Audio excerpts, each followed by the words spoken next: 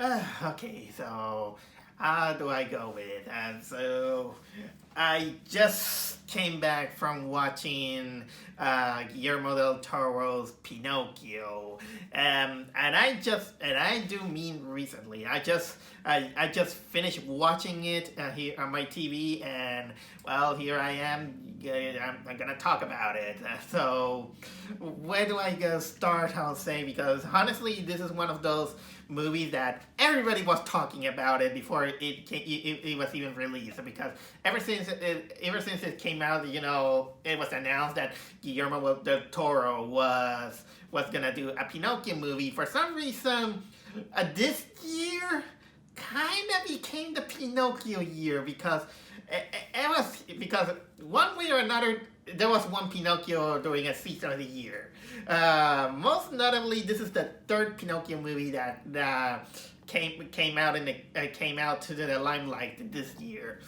And of all of the three of them, I only watched two. By the way, the first almost at the beginning of the year, they had that Russian Pinocchio's movie, which is what was it called? Pinocchio, a true story, or the true story of Pinocchio, or something like that. The one that had what?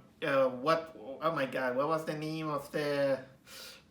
Well, uh, you know what? I'm gonna see it quick. See it quickly here. I know that it's kind of cheating, but the name escapes me.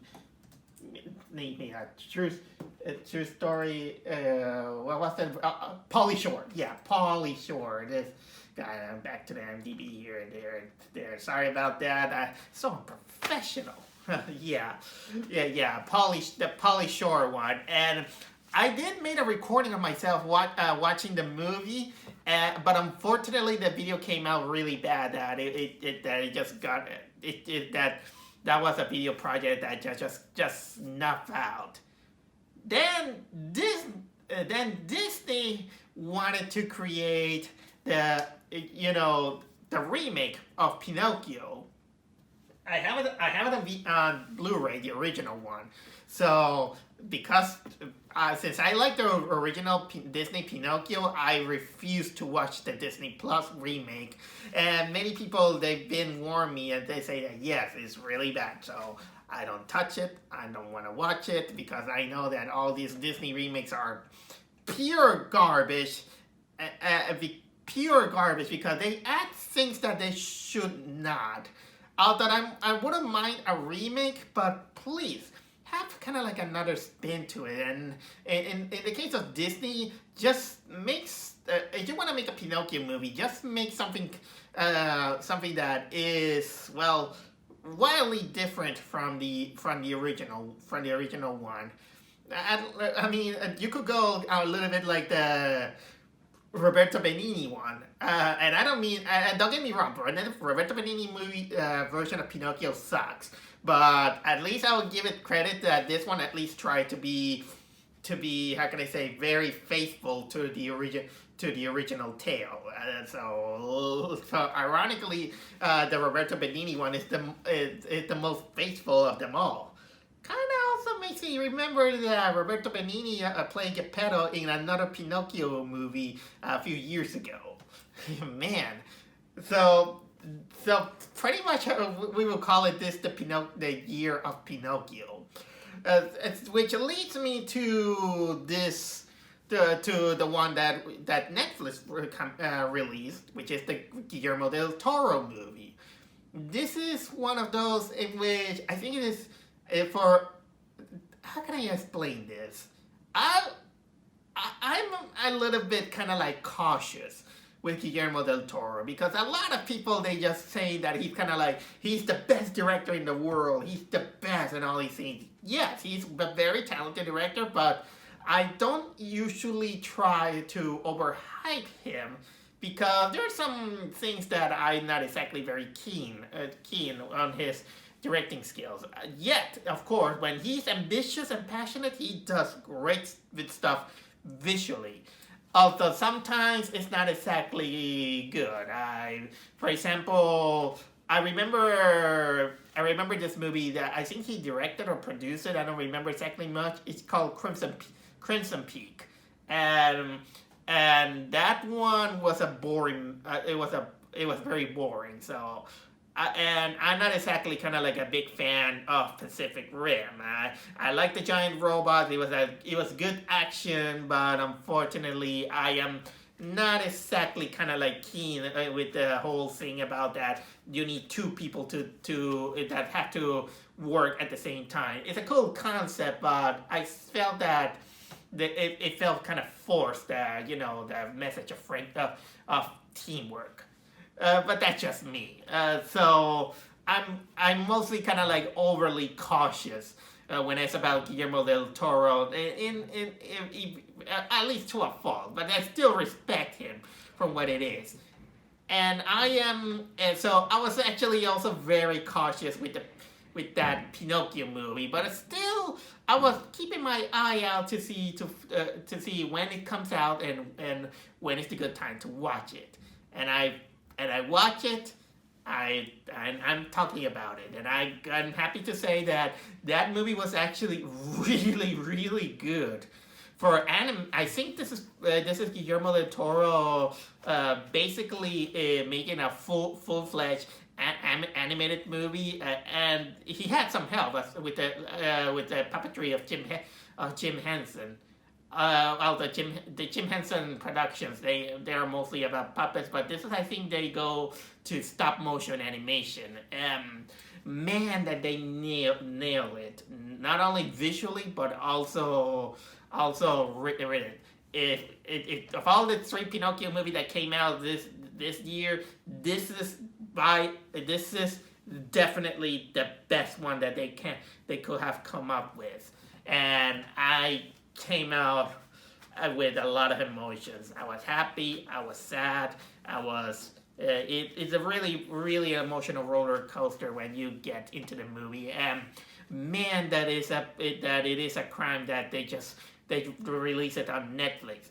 Mind you, I know that it was also shown on big screens, but it's only on limited movie theaters, and the one that I know is also Go Far Away, and man, that I still have to do some other stuff that I only had time to watch it here on Netflix. But don't worry, at least I turned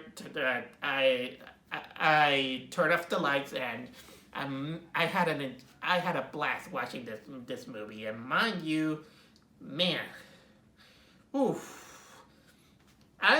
This is another one of those movies in which, man, I gotta give it respect to Guillermo del Toro. So basically, it is indeed the story that we all know with Pinocchio. Pinocchio is basically a wooden puppet that comes back to life in order to appease the sorrows of this lonely woodcarver named Geppetto. And so what makes it a little bit different is mostly on the environment and the timing and the elements that this movie has. In this case, I really like that it does start out, building up how can I say, Geppetto's backstory, in which he indeed lost his son named Carlo because of war. And this is something that many family-friendly movies will kind of try to abstain, but Guillermo del Toro say, nope, let's make this movie set in the 1940s. There's the Second World War, and it is set in Italy, of course, because that's where the original story takes place. And it makes it kind of like, it really starts out kind of like dark and at the same time sweet. I mean, for starters, we start out that the relationship between Geppetto and his real son is really sweet and really likable until war, happens and the boy gets killed. And that makes Geppetto really drown in grief and sorrow. So much that when he starts to carve the tree that Pinocchio is gonna be constructed with, he did it by rage. He was kind of like in this drunken rage that he was like, oh, why did you take us here and there, something like that. And of course we have something similar to the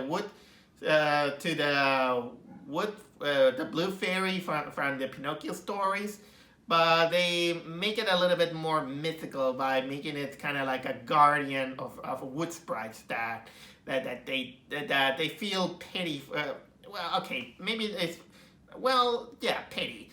They feel pity for the poor old man, and they decide to bring the wooden puppet back to life.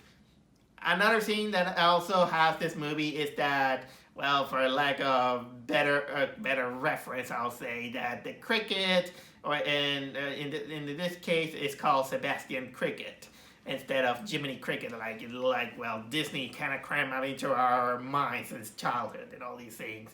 He basically just kind of like, well, there's something about him that I kind of give it a little bit of a minus, but you know what? I'll say it right now. The Sebastian Cricket was just kind of made into kind of like the conscience for Pinocchio, but for most of the movie, he was turning to kind of like a comic relief. That for the majority of the movie, he gets squashed and beaten up, and he just kind of had it rough. That's the best way I can describe this movie. So what are some? So that's pretty much the things that I have to say about this, at least for starters.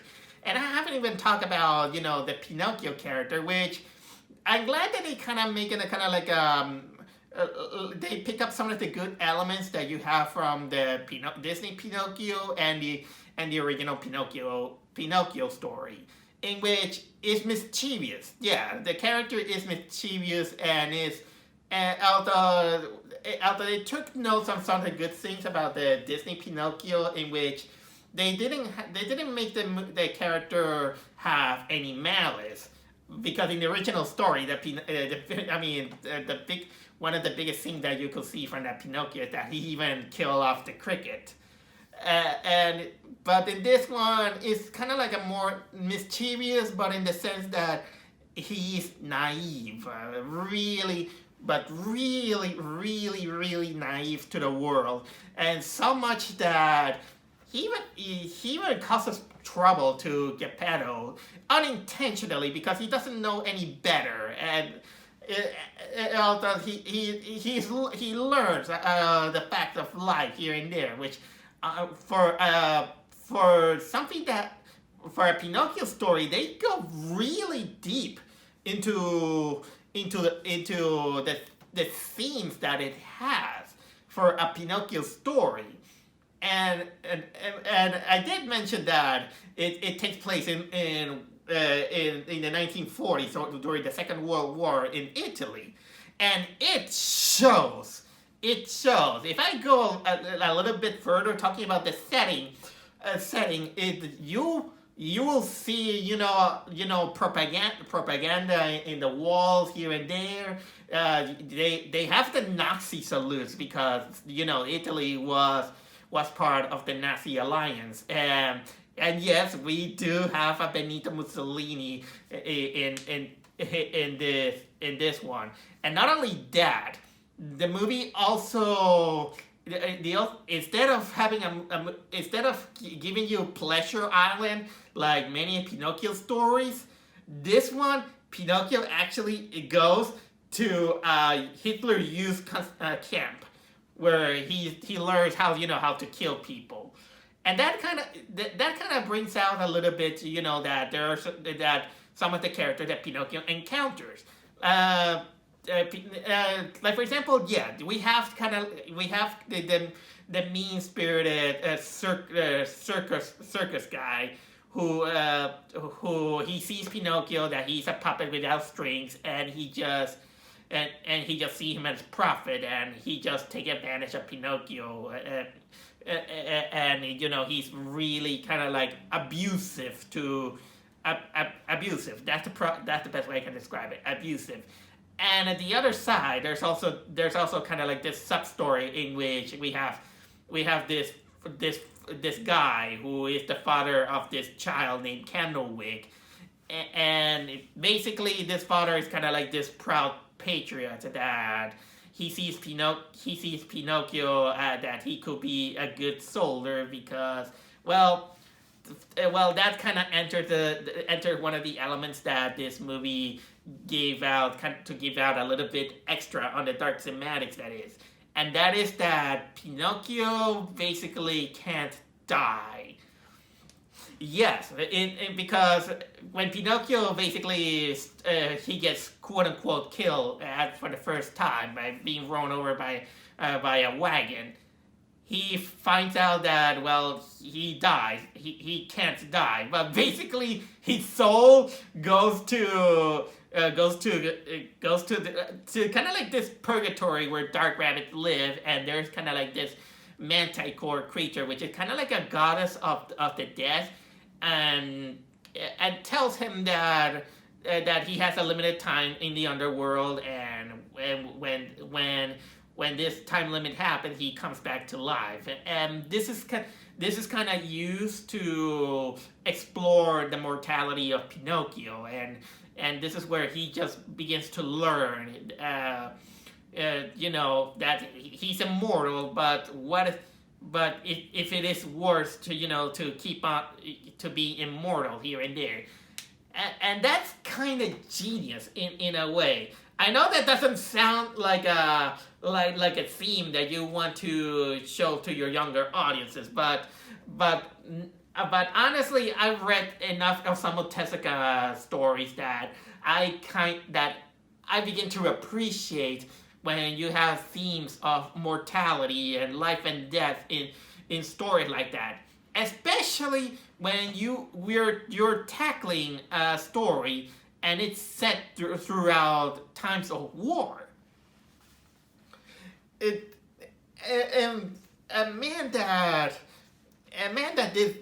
movie doesn't pull its punches on how cruel the world can be.